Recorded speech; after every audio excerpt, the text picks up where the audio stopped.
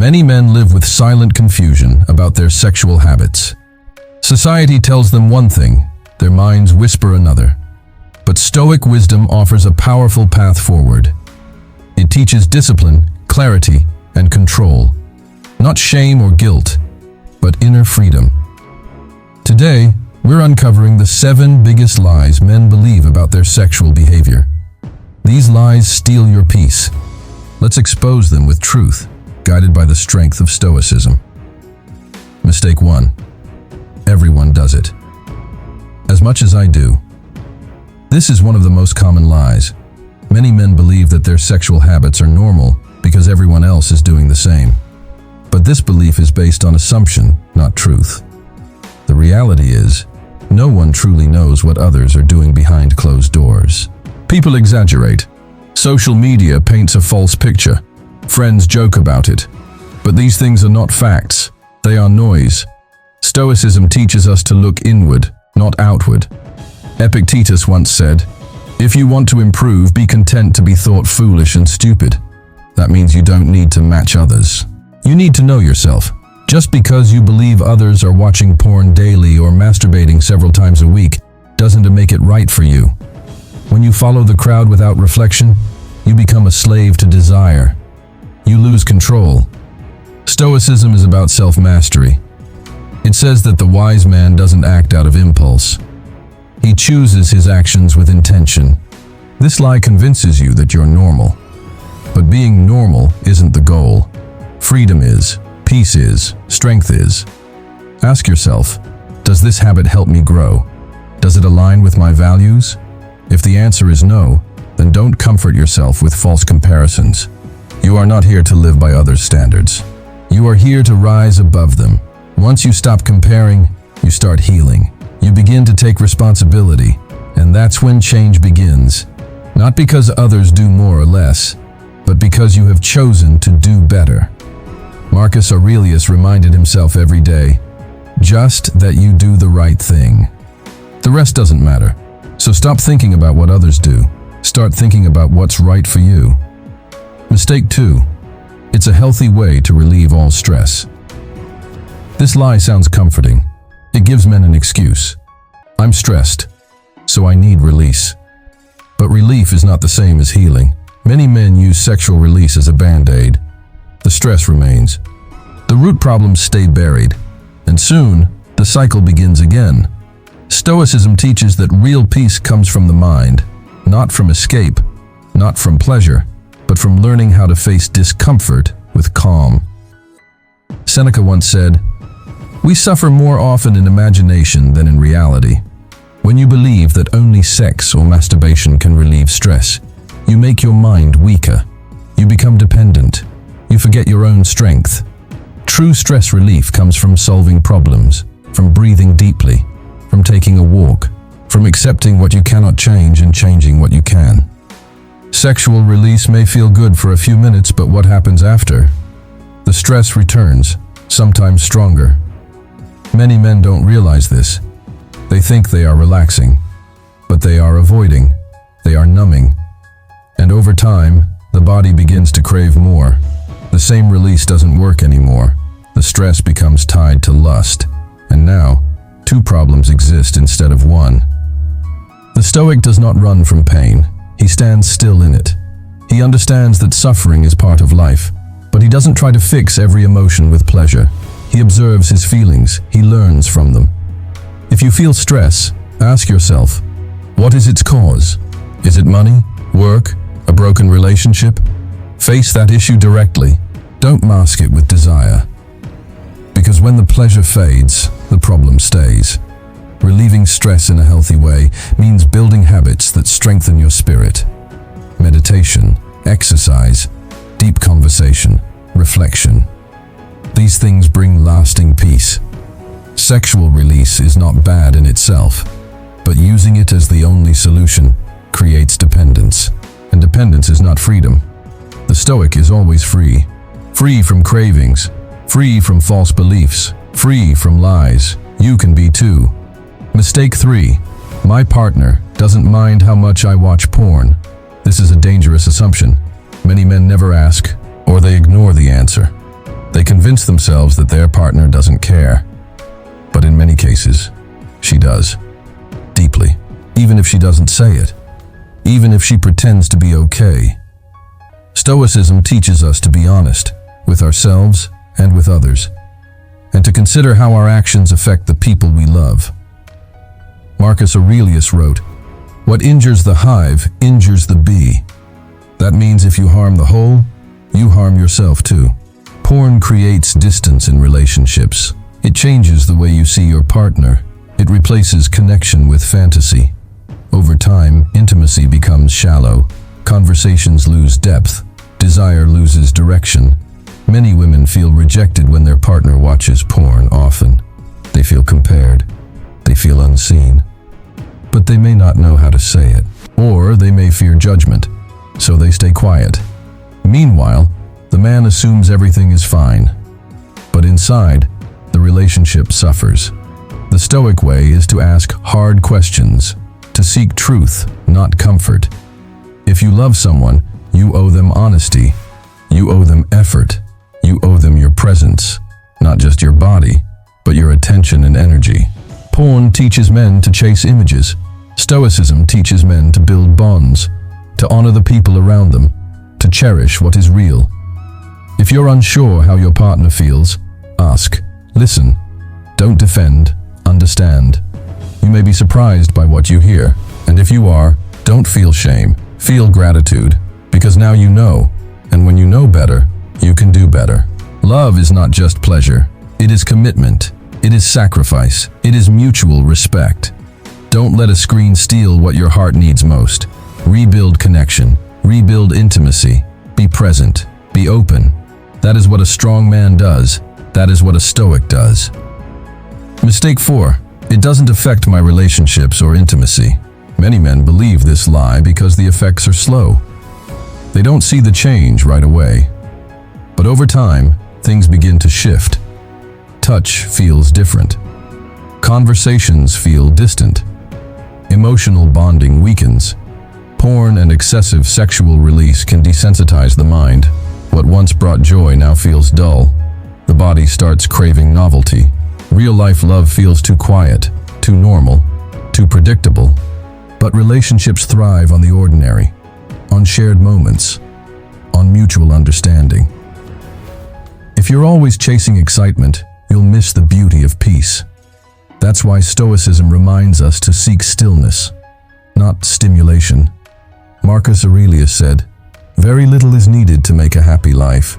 It is all within yourself." That includes love. That includes joy. When you fill your mind with endless images, you train it to feel empty without them. That emptiness spills into your relationships. You stop showing up fully. You stop listening. You stop feeling the little things. And those little things are the heart of intimacy.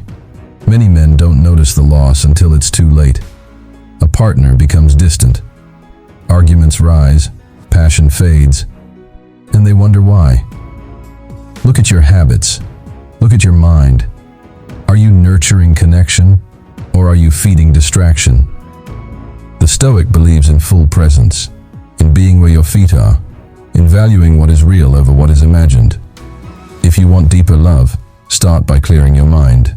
Step away from habits that numb. Return to simplicity. Hold hands, share stories, cook a meal together, laugh. These moments build bonds stronger than any screen can provide. You don't need to be perfect, but you do need to be present. That is the way to real intimacy and real love. Mistake 5. I can stop anytime I want, easily. This lie is rooted in pride. Many men believe they're in full control. They say, I can quit tomorrow if I want. But tomorrow never comes, because deep down, they're not ready. Or worse, they're already addicted. Stoicism values truth, not pride, not comfort, just truth. And the truth is, if you repeat a habit daily and you feel guilt or frustration after, but still return to it, that habit owns you. Epictetus said, "No man is free who is not master of himself." That's the test. Can you go a day without it, a week, a month? If not, don't pretend it's easy. Admitting that you struggle is not weakness. It's the beginning of strength. The Stoic admits his faults so he can improve. He doesn't hide from his flaws. He studies them. He confronts them. If you tell yourself it's easy to stop, then stop. Prove it.